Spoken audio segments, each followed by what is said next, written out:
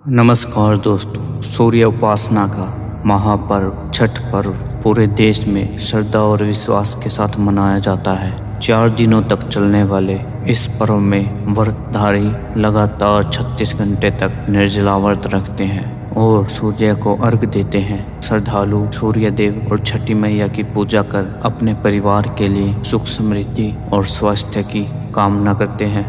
छठ पूजा नहाय खाए से शुरू होती है और सूर्योदय के समय जल अर्पित करने वाले उषा अर्घ्य के साथ संपन्न होती है।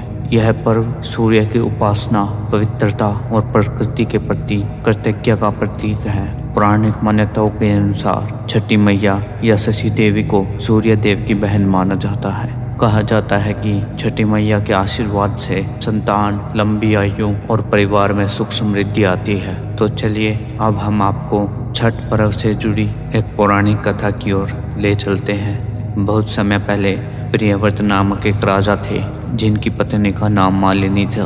विवाह के काफी समय के बाद भी उनको कोई संतान नहीं थी। इस बात से दोनों बहुत दुखी रहते थे। उन्होंने संतान प्राप्ति की इच्छा के कई जतन किए। उसके बाद उन्होंने महर्षि कश्यप द्वारा पुत्रेष्टि यज्ञ करवाया। यज्ञ संपन्न होने के बाद महर्षि ने राजा प्रियव्रत की पत्नी मालिनी को खीर खाने को दी।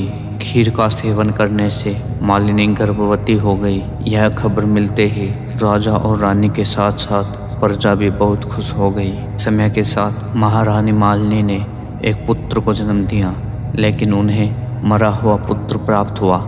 राजा को इस बात का बहुत दुख हुआ। उन्होंने निराश होकर प्राण त्यागने का निश्चय किया। जैसे ही राजा ने प्राण त्यागने की कोशिश की तो उनके सामने भगवान की मानस पुत्री देवसेना प्रकट हुई। उन्होंने राजा प्रियव्रत से कहा कि वह सृष्टि देवी है और वह लोगों को संतान का सौभाग्य प्राप्त करती है। इसके साथ ही जो लोग उनकी सच्चे मन से आराधना करते हैं वह उनकी सभी मनोकामनाएं पूर्ण करती हैं। यदि राजा उनके पूरे विधि विधान के साथ पूजा पाठ करे तो वह उन्हें पुत्र रत्न का वरदान देगी।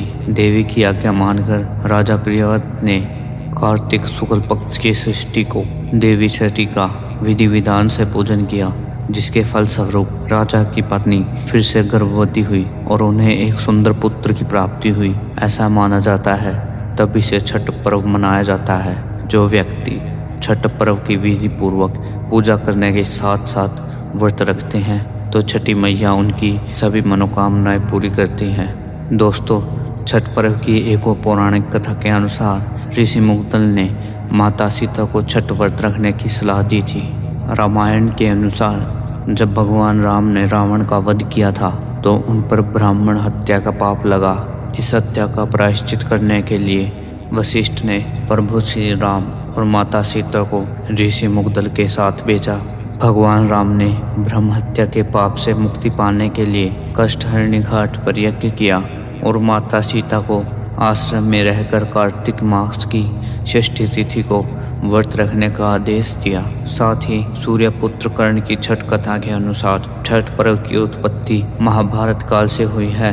महादानी सूर्य और कुंती के पुत्र कर्ण ने सबसे पहले सूर्य देव की पूजा की थी। कर्ण बिहार के अंग क्षेत्र वर्तमान में भागलपुर के राजा और सूर्य और कुंती के पुत्र थे। सूर्य देव से ही कर्ण को दिव्य कवच और कुंडल प्राप्त हुए थे जो हर समय उनकी रक्षा करते थे।